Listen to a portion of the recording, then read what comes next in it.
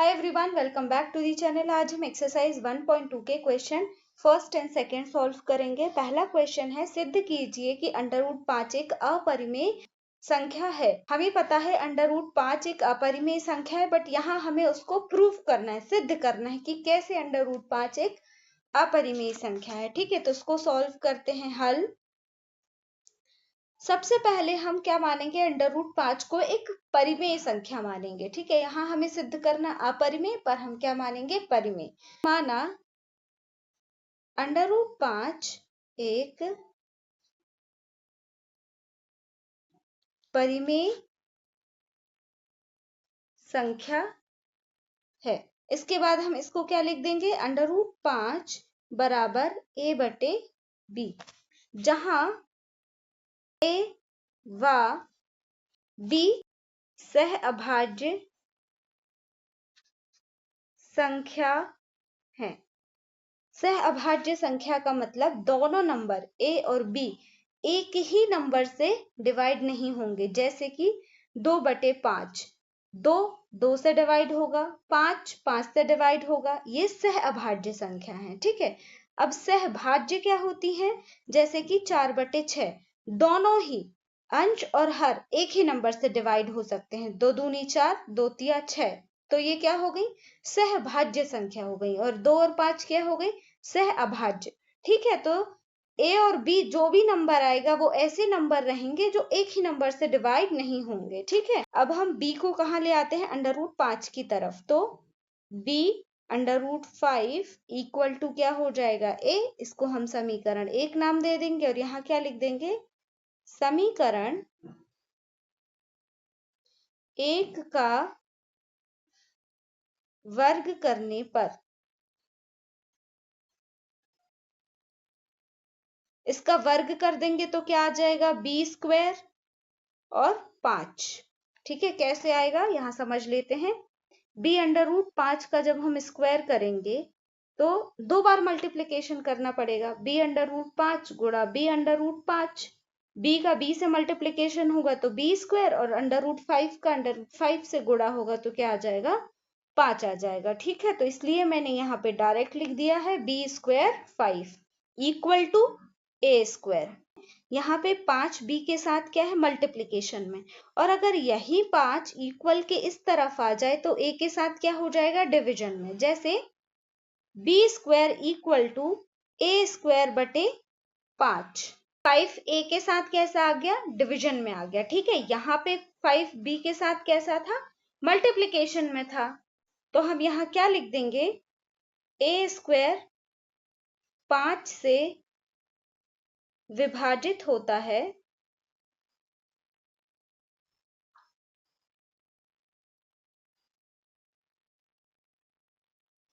अतः a भी 5 से विभाजित होगा।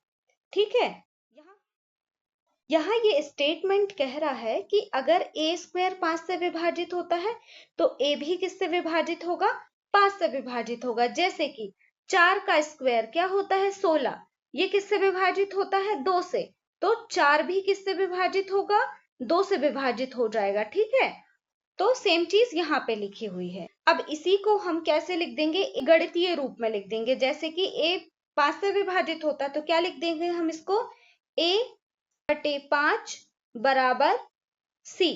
ठीक है, यहाँ लिखा ना a भी 5 से विभाजित होता, तो हमने a को 5 से विभाजित कर दिया बराबर c, जहां c क्या है, एक पूर्णांक है। ठीक है,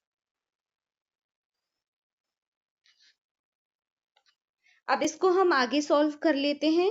a बराबर 5 c। ठीक है, 5 को हम c के पास ले गए, इसको हम समीकरण 2 नाम दे देंगे। अब यहाँ क्या लिखेंगे, समीकरण 2 का वर्ग करने पर यहाँ हो जाएगा a² बराबर 5c का वर्ग करेंगे तो 5 का वर्ग 25 और c का वर्ग करेंगे तो c²। तो हम इसको क्या लिख सकते हैं, 25c²। ठीक है, अब हम ये वाली इक्वेशन देखते हैं, तो यहाँ पे क्या है, अगर हम इसको लिखें 5b² बराबर a², ठीक है। अगर मैं 5 को ब्रैकेट से हटा के b² के आगे लिख दूं तो क्या हो जाएगा, 5b² इक्वल टू a², ठीक है। और यहाँ a² इक्वल टू क्या है, 25c², a² इक्वल टू क्या है, 5b², और यहाँ पे क्या है, a² इक्वल टू 25c²। जैसे कि अगर मैं कहूं x इक्वल टू a है, ठीक है, और x इक्वल टू y है या b है, मैं लिख देती हूँ b है, x बराबर a b है, x बराबर b भी है, तो मैं क्या लिख सकती हूँ, a बराबर b है, तो वैसे मैं यहाँ क्या लिख दूंगी, 5b² बराबर 25c², ठीक है, क्योंकि a बराबर 5b² भी है और a बराबर 25c² भी है, तो 5b² बराबर 25c² हो जाएगा।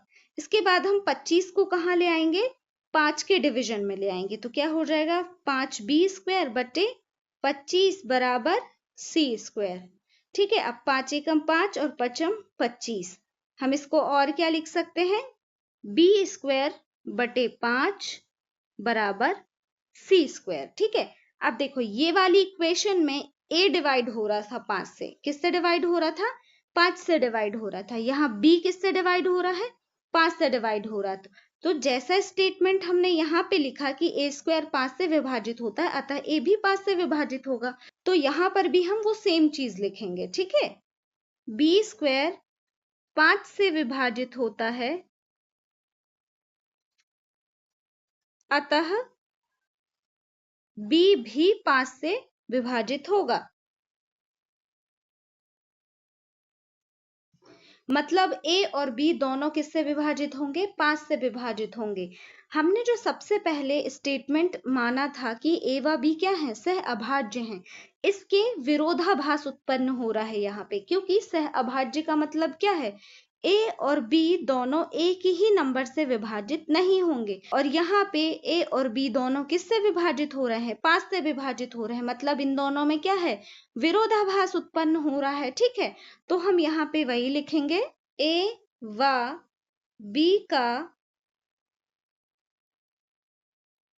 कम से कम एक गुणनखंड 5 है, ठीक है। a व b का कम से कम एक गुणनखंड 5 है, a और b के बहुत सारे गुणनखंड हो सकते हैं, उनमें से एक गुणनखंड क्या है, 5 है, परंतु इससे तथ्य में विरोधाभास प्राप्त होता है या उत्पन्न होता है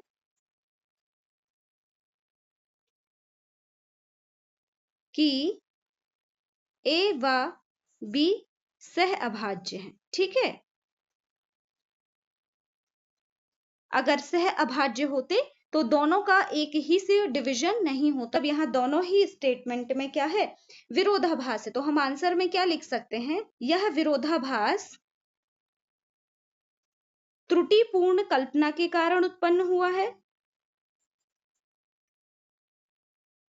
निष्कर्षतः √5 एक अपरिमेय संख्या है,